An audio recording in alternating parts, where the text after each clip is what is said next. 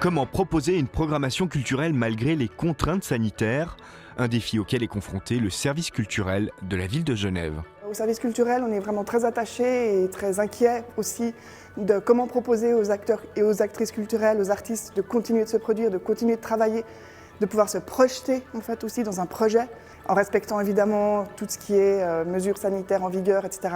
Pour les concerts du dimanche, c'est grâce à la technologie que le lien avec le public perdure. On est ravis de pouvoir proposer à notre public et aux artistes qui se produisent dans la saison de faire ces concerts en streaming, même si ce n'est pas le rêve absolu, disons.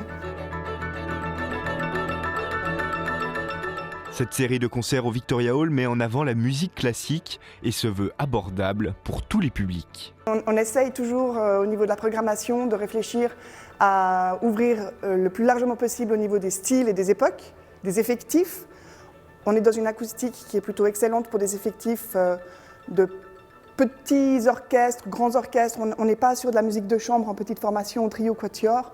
On va plutôt être dans des effectifs entre 15 et 60 personnes. Le concert de ce mois de janvier a réuni sur scène l'ensemble Contre-Champ et les percussionnistes d'Eclecto.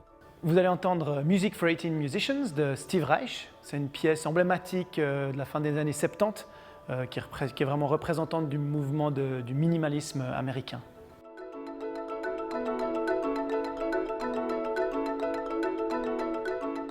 Pour les musiciens aussi, ces concerts sans public changent la donne. On se retrouve dans une situation qui est plus proche du studio, qui a aussi d'autres qualités.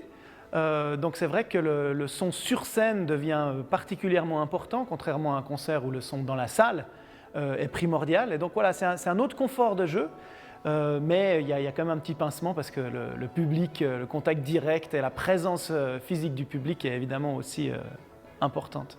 À noter que ce concert est visible sur le site du Victoria Hall jusqu'à dimanche et vous pourrez le découvrir sur l'antenne de L'Aimant Bleu ce samedi à 20h30. Le prochain concert du dimanche, ce sera le 21 février avec à l'affiche l'Orchestre de chambre de Genève.